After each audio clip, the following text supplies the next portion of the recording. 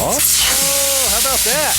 Right now, I'm pretty sure this is how hose barbs are supposed to work. We just thread this right over the valve stem, and this thing came with at least 2, maybe 3 adapters, but it doesn't look like we'll need those.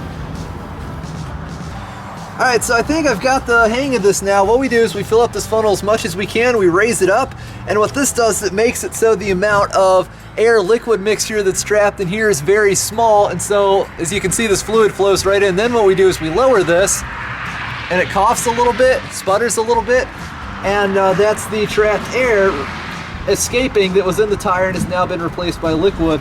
Then we raise it up, goes back down again. Lower, let it cough a little bit. Sometimes it pukes up a little bit of fluid just for a second. And in doing this, I'm able to go basically as long as I want without having to use that bleeder valve.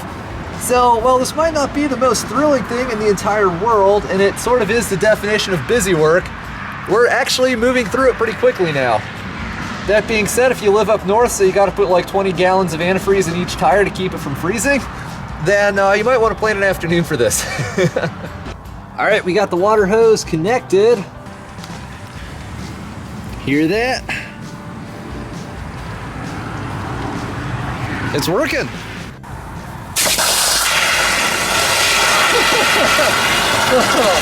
Oh my.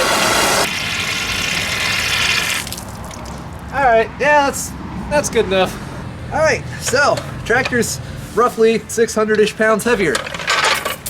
Alright, update from the future. I filmed this video about 5 years ago, and in that time I have used this exact procedure and that exact adapter to fill the rear tires on 3 separate tractors, and it works great. It really does. Basically, what you need to do is figure out whatever liquid ballast you're using. There's natural options like, beet juice or whatever, but you can't really just, go buy stuff unless you can source it from a big box store because everything's just too dysfunctional and whatnot. So what a lot of people use, and I'm not a chemist, okay? I don't know the environmental regulations on stuff, but what most people use is either RV antifreeze or windshield washer fluid, because you can get that stuff set up so it won't freeze to like -20 or -50 in some cases. So generally what people do is they will figure out what's available locally, for the best price, because you have to buy like, however many gallons this takes. It's a lot. It goes by tire size. You can look it up with a chart online. Then they figure out, if each tire holds, 90 gallons, let's say, of liquid, and wherever you live, it doesn't really get below, I'd say freezing, but if it doesn't freeze, you can just use regular water, obviously. So let's say it doesn't get below about -20 or something. So people will need to figure out if the liquid they bought won't freeze until -40, then they can use, a certain ratio of water to whatever liquid ballast they're using. And it works great. It really does. This is a good system. Any tractors I pick up in the future, I'll probably end up filling the rear tires on. You can't really buy wheel weights because, like I said, everything's just too dysfunctional. Dealerships are incompetent and predatory. I don't know if they even sell them anymore. Yeah, it's just, this is just sort of a backyard solution, and it works. For some reason that I never figured out, lots of morons on the internet love to hate on filling tractor tires with ballast. There's all kinds of FUD lore and just mind-numbingly stupid things that people say about the process, like it destroys wheel bearings and, like the water sloshes when you're driving and destabilizes the machine. Yeah, none of that happens. I mean, I've put, hundreds if not thousands of hours on equipment with filled rear tires. It works fine. For some reason that I also can't figure out, at least 2/3 of tractor owners are too damn stupid to figure out this process. I mean, I'm just going to put it bluntly.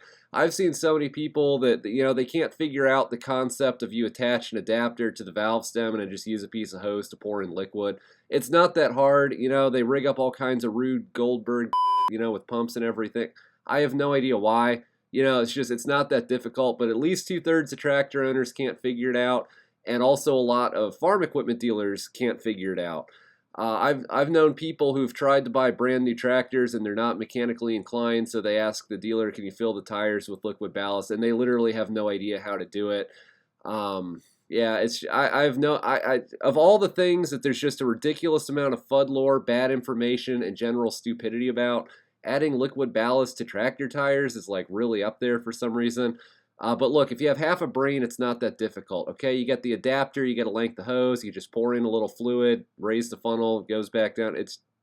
I will never understand. But anyway, that's all there is to it.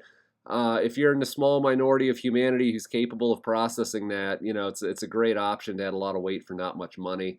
And yeah, it works great for me. Like I said, I plan to use the same exact adapter and hose and everything to fill tires in the future. It's not that hard, but just do it, just make it happen. It's not a big deal, but everybody makes it into one. Anyway, thanks for watching. Don't forget to rate, comment, and subscribe for more.